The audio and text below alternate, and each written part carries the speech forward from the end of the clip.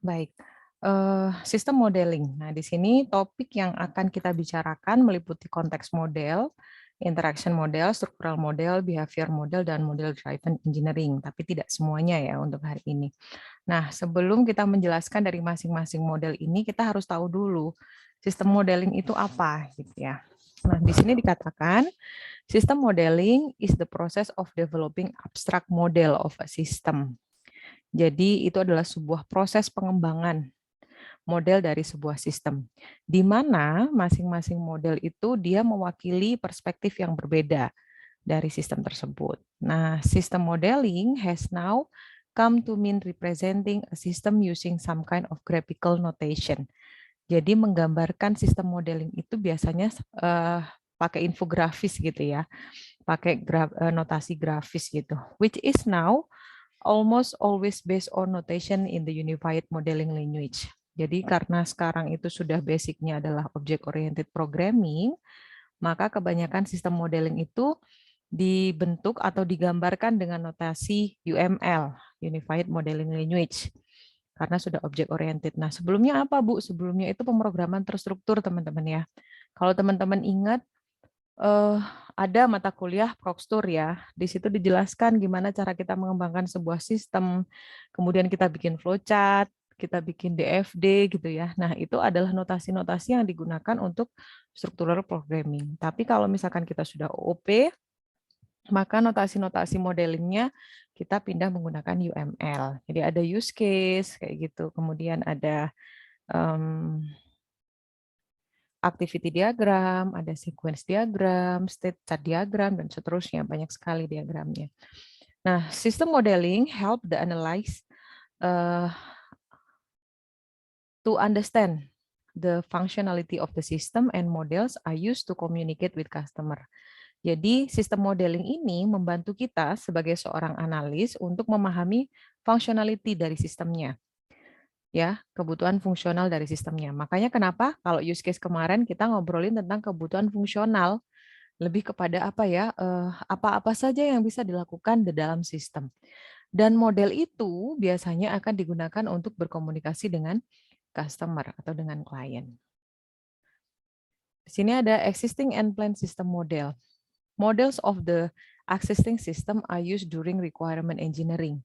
Jadi, pembuatan sistem modeling ini biasanya itu ada pada tahapan requirement, pada tahapan penggalian kebutuhan. They help clarify what the existing system does. Mereka membantu untuk mengklarifikasi apa aja sih yang bisa dilakukan oleh sistem yang akan kita kembangin gitu. And can be used as a basis for discussing its strength and weakness. Dan dengan adanya sistem modeling ini bisa kita gunakan untuk mendiskusikan kelemahan dan kekuatan dari sistem yang akan kita kembangkan. This then lead to requirement for the new system. Akhirnya, setelah kita nanti bisa menentukan, mendiskusikan kelebihan dan kelemahan dari sistemnya, itu akan menuntun kita pada penggalian kebutuhan. Models of the new system are used during requirement engineering to help explain the proposed requirement to other system stakeholder. Jadi fungsi dari model ini nanti fungsinya adalah untuk membantu menjelaskan ya kebutuhan yang akan menjadi tujuan dari sistem yang akan dikembangkan ke stakeholder itu apa. Dengan melalui model itu akan lebih mempermudah membantu kita sebagai seorang analis untuk menjelaskan ke stakeholder. Ini loh tujuan dari penggalian kebutuhannya, ini loh nanti sistemnya dibuatnya seperti ini gitu. Engineer use this model to discuss design proposal and to document the system for implementation. Jadi model ini nantinya akan digunakan oleh engineer untuk mendiskusikan bagaimana desainnya, kemudian dokumentasi-dokumentasi apa saja yang harus disiapkan untuk tahapan implementasinya.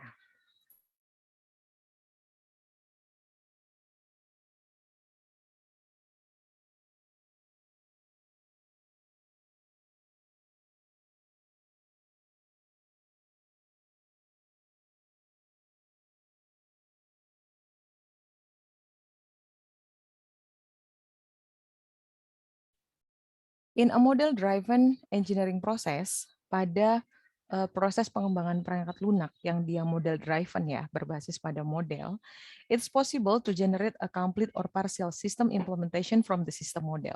Jadi sangat mungkin untuk dia mengenerate sebuah sistem, baik itu sistem secara sebagian maupun sistem secara lengkap, mengimplementasinya dari sistem model. Makanya itu mungkin saya pernah menjelaskan ya dari beberapa editor untuk sistem modeling, kayak misalkan Rational Rules, Argo UML, Star UML, itu ketika kita sudah bikin sebuah sistem model, itu bisa kita generate ke sintak seperti itu. Nah, jadi dalam model driven engineering process itu mungkin sekali untuk mengenerate baik itu complete or partial system implementation dari sebuah sistem model. Kemudian di sistem perspektif. An external perspective where you model the context or environment of the system ya. Jadi dengan adanya sistem modeling ini kita bisa menggambarkan atau memodelkan konteks atau lingkungan yang ada pada sistem. Kemudian interaktif perspektif di mana kita bisa memodelkan interaksi antar sistem dengan lingkungannya atau antar komponen di dalam sistem gitu ya melalui diagram-diagram. Kemudian ada struktural perspektif itu di mana model itu bisa mengorganize of a system or the structure of the data that is processed by the system. Kemudian pada behavior, kita juga bisa melihat model itu nanti dynamic behavior-nya, apa ya perilakunya dalam sistem itu bagaimana, kemudian bagaimana merespon adanya event. Jadi dengan adanya model, setidaknya ada 4 ini yang bisa tercover teman-teman ya. Secara eksternal perspektif, dia bisa interaction perspektif, structural perspektif, maupun behavior perspektif. Nah, ini yang tadi saya sampaikan ada UML diagram types ya, itu Unified Modeling Language ya. Ini adalah sebuah bahasa pemodelan yang digunakan ya. Yang pertama ada activity diagram. Activity diagram namanya activity berarti dia akan menggambarkan aktivitas atau proses-proses ya yang ada di dalam sistemnya. Kemudian use case diagram yang sudah teman-teman buat, dia akan lebih menggambarkan interaksi antar sistem dan lingkungannya. Makanya kenapa di use case diagram itu kita bisa tahu aktornya siapa aja, terus kemudian masing-masing aktor itu bisa ngapain aja gitu ya. Kemudian yang berikutnya ada sequence diagram, di mana dia menunjukkan interaksi antar aktor ya dan sistem dalam komponen-komponen sistem. Mohon maaf sebentar.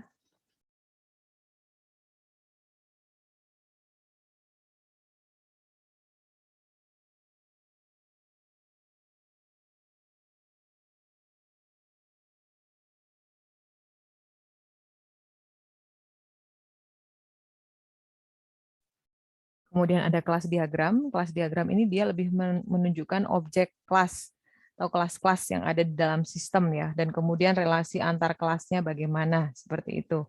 Kemudian yang terakhir ada state diagram.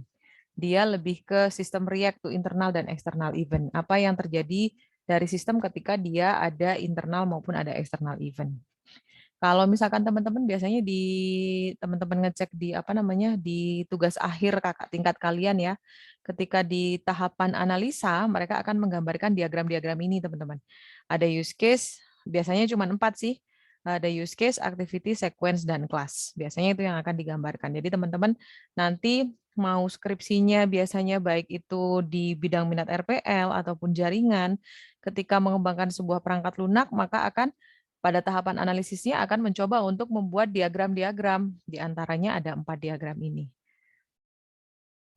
Nanti kalau teman-teman masuknya di RPL, kemudian nanti akan ada mata kuliah analisis desain berorientasi objek, teman-teman akan diajarkan bagaimana membuat masing-masing diagram. Oke. Kemudian di sini ada use of graphical models. Buat apa sih sebenarnya kita mau membuat bikin model graphical itu buat apa? Yang pertama, as a means of facilitating discussion about an existing or proposed system. Jadi dengan adanya models itu, kita bisa memfasilitasi diskusi ya tentang sistem yang akan kita usulkan. Jadi sistemnya kalau misalkan kita ngobrol sama klien, setelah tadi klien menjelaskan apa-apa saja requirement-nya, kemudian kita memodelkan dalam bentuk diagram, use of graphical modelnya bisa kita gunakan untuk fasilitasi diskusi tentang sistem-sistem yang akan dikembangkan. Incomplete and incorrect models are okay as the rule is to support discussion. Jadi nanti akan bisa kita lihat kita kira-kira kurangnya apa nih dari sistem yang akan kita kembangin gitu. Kemudian selain itu as a way of documenting an existing system. Dengan adanya sistem model itu secara tidak langsung kita juga mendokumentasikan dari sistem yang ada. Gitu ya. Model should be an accurate representation of the system but need not be complete. Jadi model itu tadi, sistem model itu biasanya seharusnya ya digunakan untuk mewakili keakuratan dari sistem yang akan dikembangkan. Cuman kadang belum lengkap. Masalahnya di situ. Karena ada beberapa yang misalkan udah kita bikinin modelnya, habis itu ternyata masih ada beberapa yang masih belum penggalian kebutuhannya masih belum lengkap, sehingga akhirnya sistem model yang kita buat juga masih kurang lengkap. Kemudian fungsi lainnya adalah as a detailed system description that can be used to generate a system implementation. Jadi bisa digunakan sebagai gambaran secara detail sistem yang akan digunakan. Model have to be both correct and complete. Jadi sebuah model itu seharusnya sudah benar dan sudah lengkap. Karena apa? Pembuatan sistem modeling ini ada pada tahapan analisis ya teman-teman ya. Analisis kemudian desain. Nah ketika pada tahapan analisis ini nggak lengkap, otomatis dia akan berimbas pada tahapan berikutnya. Desainnya juga akan kurang, implementasinya juga akan kurang gitu ya. Sehingga ketika kita memodelkan sebuah sistem, maka benar-benar sudah harus correct and complete agar pada tahapan berikutnya itu juga bisa menjadi lebih baik lagi. Oke, kemudian konteks model. Nah, ini ada konteks model tadi ya. Konteks model are used to illustrate the operational context of a system.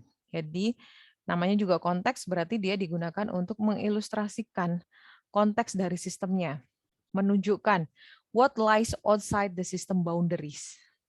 Jadi pada konteks model ini kita bisa tahu batasan dari sistem yang akan kita kembangkan.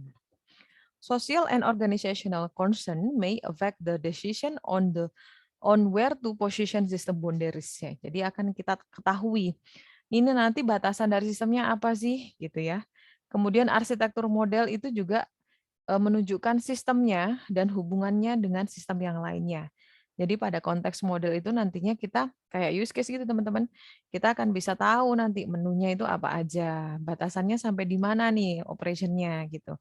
Apakah mengcover yang fitur ini, apakah mengcover yang fitur ini atau tidak gitu. Biasanya dibentuk dalam model arsitektural model. Sistem boundaries apa, Bu? Sistem boundaries namanya boundaries berarti apa? Batasan ya. Maka kalau sistem boundaries itu established to define what is inside and what is outside the system. Jadi sebagai batasan apa yang ada di dalam sistem dan apa yang ada di luar sistem. The position of the system boundaries has a profound effect on the system requirement. Jadi posisi dari batasan sistem itu menunjukkan efek pada sistem requirement. Ketika kita sudah melakukan penggalian kebutuhan, teman-teman sudah ngobrol sama klien, teman-teman sudah melakukan observasi, seperti apa yang sudah teman-teman lakukan kemarin ya, mencari masalah, kemudian mengamati, setelah itu mungkin dilengkapi atau diperkuat dengan adanya wawancara. Nah, di situ teman-teman bisa menentukan sistem boundaries akhirnya. Misalkan yang bikin apa namanya? Sistem informasi dokter gigi misalkan. Ini batasannya itu ternyata dokternya ada banyak, tetapi dia bisa memberikan apa namanya resep sama pasiennya gitu misalkan.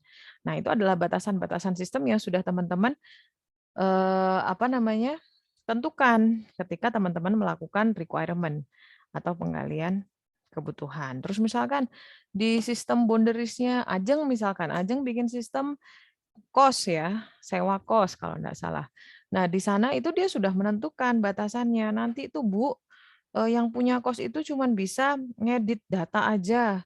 Habis itu nanti yang sewa kos itu bisa searching, kemudian dia bisa booking, bisa. Nah, itu adalah batasan-batasan dari sistem yang akan dikembangkan gitu. Kemudian the position of defining a system boundary is a political judgment. There may be pressure to develop. Jadi kemungkinan ada ada tekanan untuk mengembangkan sebuah batasan sistem yang akan meningkatkan bagaimana kerja dari masing-masing bagian dalam organisasi. Jadi misalkan admin dia punya privilege seperti ini, gitu. Kemudian karyawan dia punya privilege yang berbeda. Owner dia punya privilege yang berbeda. Jadi dengan adanya sistem boundaries ini adalah lebih ke political judgment ya. Dia sesuai dengan apa namanya kebijakannya dia, wewenangnya mereka sebagai apa. Nah, di situ adanya sistem boundaries.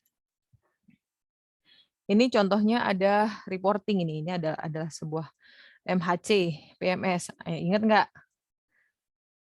Ingat nggak ini MHC, PMS? Ada yang ingat? Ingat nggak? Itu sistem ini ya, Bu ya. Apa yuk? Sistem apa tuh yang di hutan kalau nggak salah. Ini yang mental health ya, ya ini yang rumah sakit Yang itu loh Ham, ya, insulin itu ya, Bu. ya betul, ya. Jadi yang MHC, yang mental health sistem yang dia ada dalam rumah sakit. Nah di sini ini konteksnya, konteks itu berarti apa? Ini adalah sistem boundaries-nya.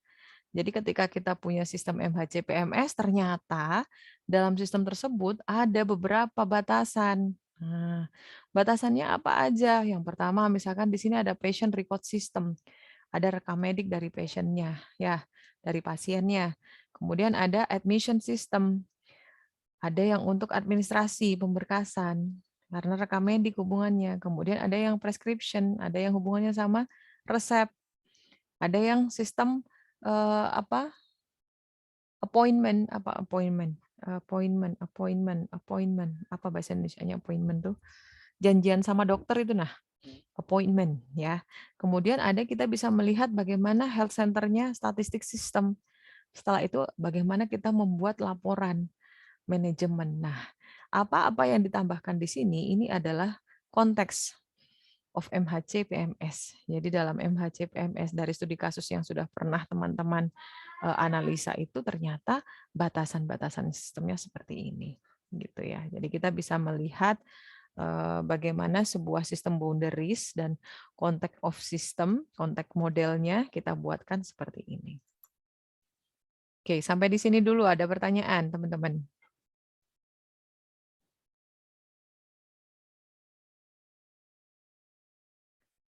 Lanjut atau masih ada yang perlu ditanyakan?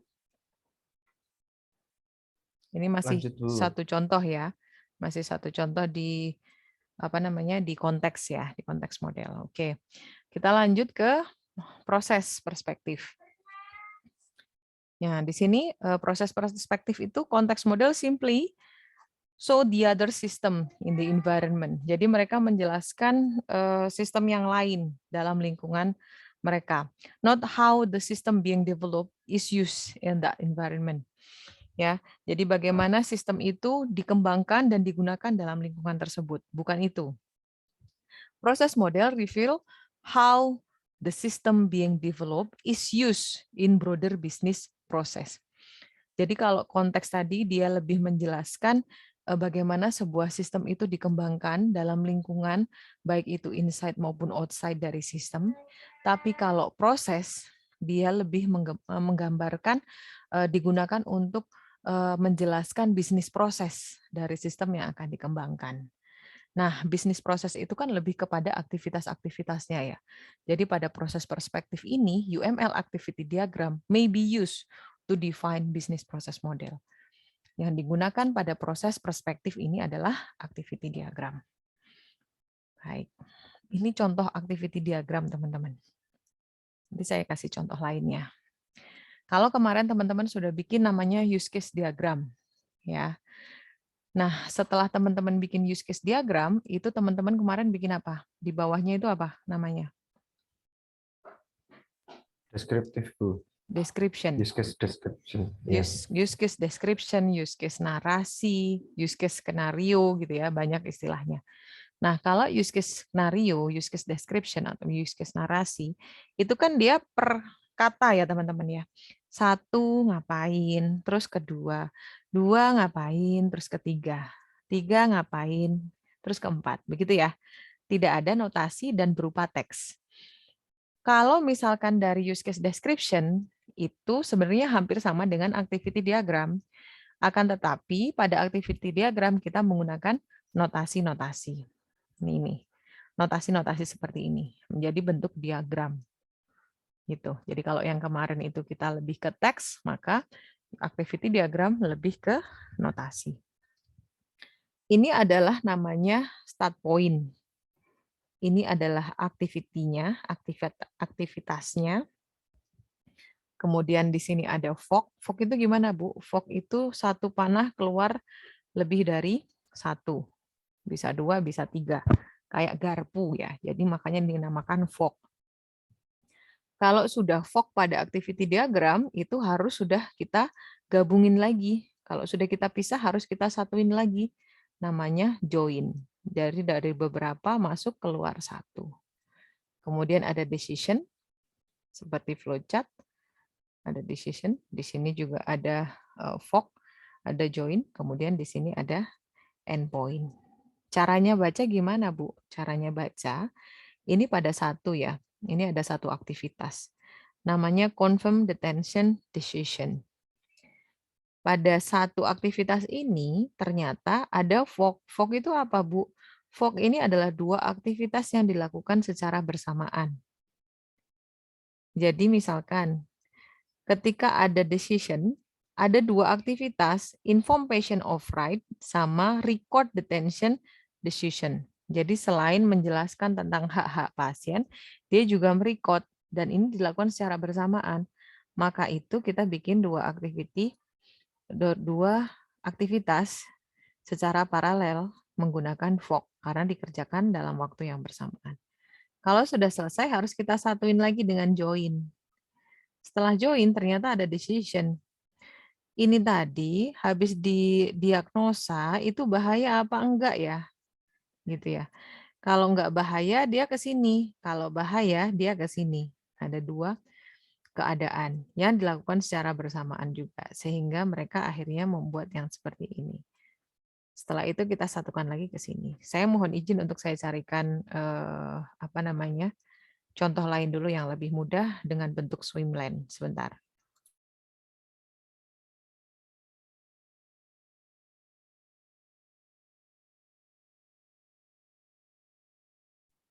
Sudah terlihat ya? Ini yang activity diagram. Tadi yang sudah saya sampaikan, di sini ada simbolnya, teman-teman. Untuk simbol dari activity diagram ada start point, end point, activities, kemudian ada fog dan ada join, ada decision dan ada swimlane. Nah, ada swimlane. Kalau swimlane ini ada lebih pada sebuah cara mengelompokkan activity berdasarkan aktor. Nanti saya tunjukkan contohnya. Di sini. Ini swimlane, teman-teman. Kelihatan ya? Di swimlane ini, dia membagi. Di sini adalah aktornya. Ini kebetulan bikinnya 3. Di sini ada aktornya, kemudian di sini ada mesin ATM, dan di sini ada banknya. Jadi ketika kita membuat activity diagram, kalau saya sukanya bikin swimlane-nya 2 aja. Aktor sama nama use case-nya. Tanpa membuat database. Gitu, sehingga akan lebih mudah. Misalkan kayak Ajeng punya sewa kos ya. Jadi berarti nanti aktornya di sini adalah penyewa, kemudian di sini nama use case-nya sewa kos. Apa yang bisa dilakukan hampir sama dengan use case narasi yang sudah teman-teman buat. Seperti di sini contohnya kita buat ada start point, ada end point. Pertama kita startnya di mana? Startnya ternyata di customer, Bu. Kalau misalkan Bu, startnya by system, berarti ada di sistemnya di sini. Dia tergantung dari bagaimana bisnis proses pada sistem tersebut. Jadi tidak bisa kita memaksakan bahwa start point itu ada di customer. Enggak harus. Kalau misalkan dia adalah sebuah sistem yang misalkan pop up gitu ya, langsung thread gitu kan, dia berarti jalannya langsung by system, maka start point-nya ada di sistem. Oke, saya lanjutkan. Di sini pertama kita punya start point, kemudian customer itu memasukkan kartu ATM, teman-teman ya. Di sini tuliskan insert card. Setelah itu dia memasukkan PIN. Nah, di sini ternyata ketika kita memasukkan PIN ATM kita, itu ada otorisasi. yang dilakukan oleh bank. Nah, maka dari sini aktivitasnya langsung pindah ke bank. Di sini bank melakukan otorisasi. Dicek valid nggak ya PIN-nya, gitu ya. Kalau misalkan nggak valid gimana? Kalau nggak valid dia ke sini teman-teman, seret decision. Kartunya akan keluar, gitu ya. Kalau valid kemana? Kalau valid maka ini penarikan. Maka customer bisa memasukkan jumlah penarikannya. Nah, ketika kita memasukkan jumlah penarikan, ternyata sama bank dicek lagi. Saldonya cukup enggak? Masuk ke sini. Kenapa Bu kok masuk ke sini? Karena yang melakukan bank. Sehingga dia akan ke sini. Makanya dibagi menjadi swimlane begini untuk lebih menjelaskan siapa saja yang berperan. Setelah di sini kita ngecek account balance ya, kita ngecek saldo. Kamu ambil 1 juta, lah saldomu tinggal 50.000. Kira-kira gimana? Wah, di sini ada decision. Decision dicek. Balance-nya ternyata kurang dari amount. Saldonya kurang dari jumlah penarikan. Apa yang dilakukan? Tunjuk no, ini loh saldomu karek 50.000. Itu kan nggak bisa kamu ambil 1 juta gitu ya. Setelah itu di sini ada decision, kemudian dia akan keluar kartunya. Tetapi apa yang terjadi ketika balance-nya lebih dari sama dengan jumlah penarikan? Saldonya banyak ternyata. Maka akan dilakukan yang pertama, kenapa Bu di sini ada fork tadi? Karena ada aktivitas yang dilakukan secara paralel atau bersamaan dalam satu waktu. Ya, makanya dia menggunakan fork. Ketika saldo lebih besar sama dengan jumlah penarikan, ada 2 aktivitas yang dilakukan secara bersamaan. Yang pertama, saldo dalam tabungan berkurang. Yang kedua, kita sebagai customer bisa mengambil uang dari slotnya. Nah, ini 2 aktivitas yang secara bersamaan. Ketika teman-teman sudah keluar duitnya, otomatis saldo di bank kan berkurang ya. Bareng kan waktunya, aktivitasnya bersamaan sehingga kita menggunakan fork. Ingat, kalau sudah dipisah harus disatuin lagi teman-teman ya. Di sini keluar 2 berarti harus masuk 2 untuk join-nya. Jadi kalau fork di sini dia masuk 1, keluarnya lebih dari 1, kemudian masuk lagi, keluar 1 lagi. Ada fork and join. Masuk di sini, ada decision, dia menunjukkan balance-nya, menunjukkan sisa saldonya, habis itu dia keluar kartunya. Bu, kenapa di sini? Iya, ini melalui ATM. Mesin ATM yang menunjukkan aktivitasnya, maka kita tulis di swimlane-nya mesin ATM. Setelah eject card, siapa yang mengambil kartunya? Customer, berarti balik lagi ke customer. Habis itu selesai, siapa yang menyelesaikan? Customer, maka endpoint-nya juga ada pada customer. Jadi yang perlu diingat adalah posisi start maupun endpoint itu tergantung dari proses bisnis dari sistemnya. Tidak harus ada pada aktor, bisa jadi ada pada sistem. Paham ya sampai di sini? Ada pertanyaan, teman-teman?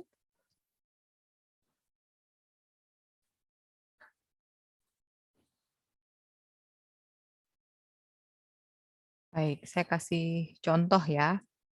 Saya stop share dulu.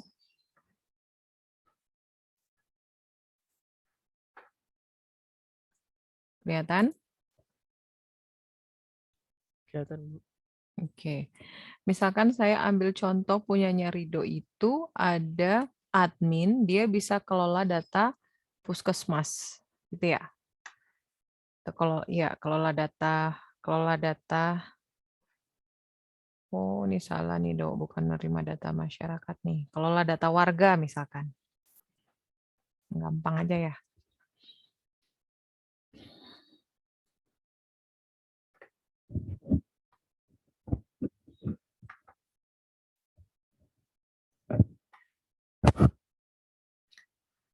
Ada warganya. Jadi use case-nya itu adalah di sini dia punya admin. Kemudian ada use case-nya kelola data warga. Use case-nya ini. Gimana ketika kita mau bikin activity diagram, gitu kan? Dari sini, dari use case, jadi satu use case itu satu activity diagram ya teman-teman ya. Kita bikin swimlane-nya.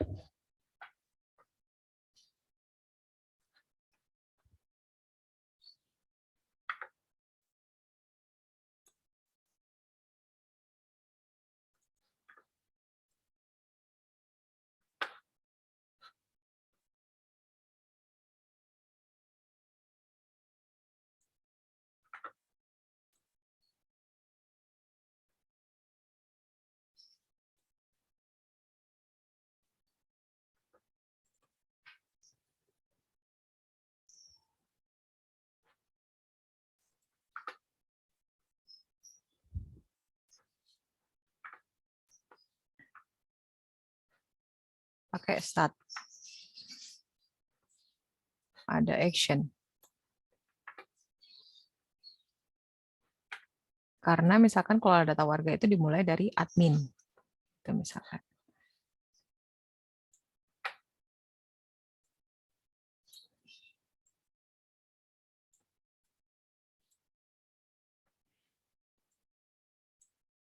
Bisa jadi seperti ini.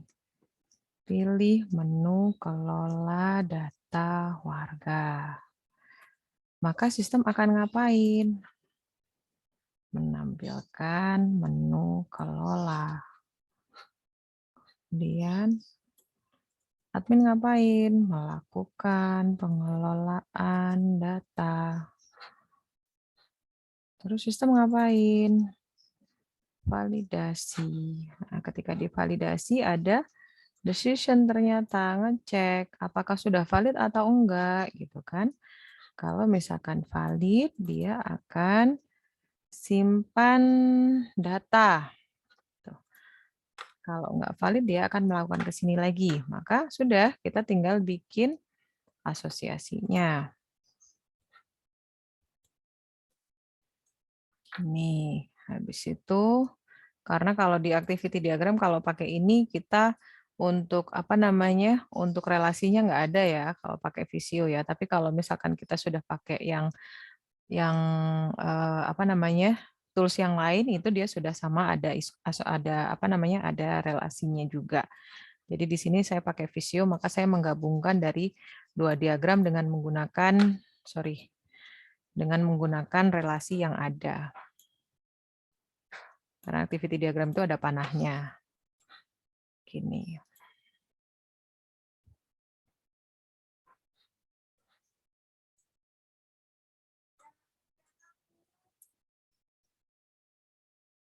Ini harus ke sini, teman-teman.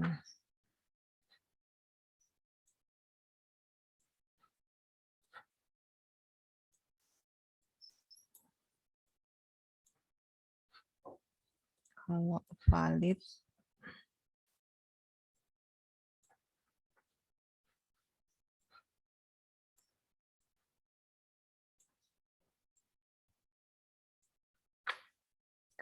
ke sini, kalau nggak valid ke sini, habis itu dia endpoint.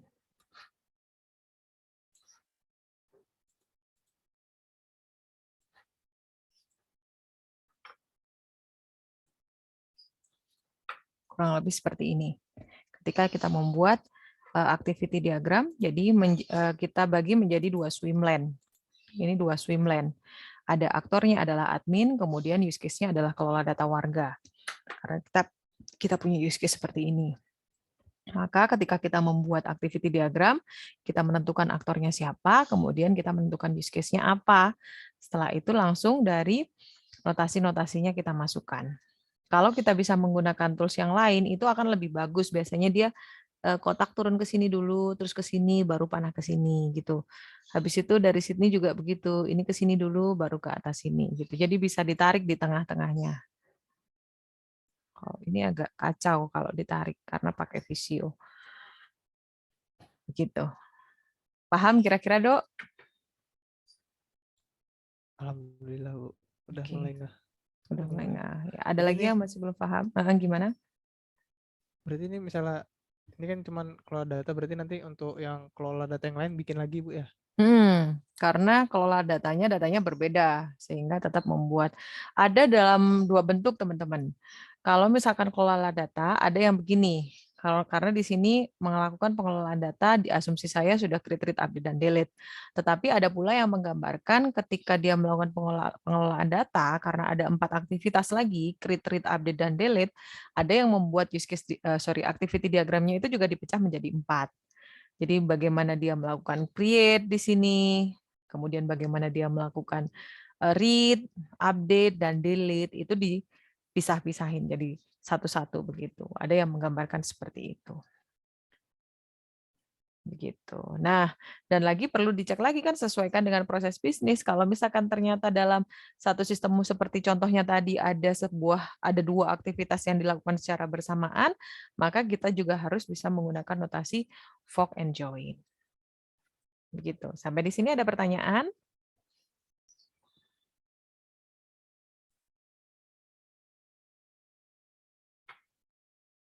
Cukup jelas? Bu, mau tanya, kalau Silakan. yang create, read, update, delete itu bagusnya dijadiin satu atau dipecah jadi 4 gitu? Bagusnya sebenarnya detail, Vian. Jadi satu per satu ya. Untuk create satu, untuk read satu gitu. Cuman kita nggak bisa membayangkan ketika kita punya satu use case diagram di mana di dalamnya ada 10 aktivitas pengelolaan. Jadi ininya kelola semua, tapi ada 10. Jadi you can imagine ketika satu kelola kita bikin 4 kali 10. Jadi kita bikin 40 activity diagram. Gitu ya. Jadi tergantung dari developer sih. Kalau misalkan kita mau bisa menjelaskan gitu ya, kita bisa menjelaskan ke klien bahwa pada tahapan pengelolaan ini nanti kita bisa di data warganya, bisa kita tambahkan, bisa kita baca, bisa kita melakukan editing, bisa kita hapus Bapak gitu. Makanya cukup kita menuliskan satu aktivitas saja. Tetapi ketika beliaunya minta itu bedanya di mana? Sebenarnya nggak ada bedanya ya. Setiap kita melakukan pengelolaan data pasti ada validasi. Kemudian kalau nggak valid kita ulangin lagi. Kalau valid kita simpan datanya kan begitu hasil pengelolaannya. Selagi itu sama, saya rasa tidak masalah kita hanya menuliskan satu aktivitas saja. Tapi kalau misalkan dari klien yang minta dijabarin Mas, bikin 4. Jadi kalau misalkan kita punya use case kayak begini ada 10 ya 4 kali 10. Jadi 40 activity diagram. Gitu ya, Yan? Oke, Bu. Terima kasih. Oke. Ada lagi pertanyaan, teman-teman, untuk activity diagram?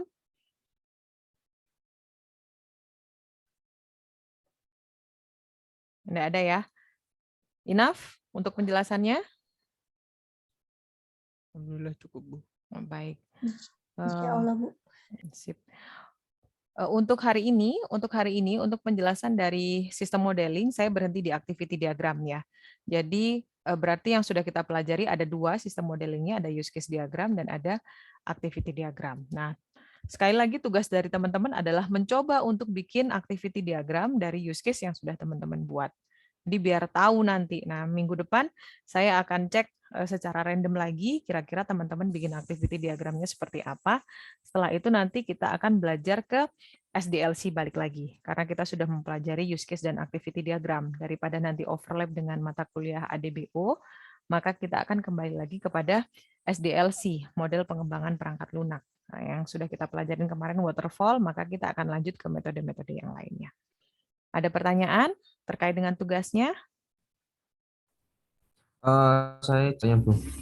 Silakan.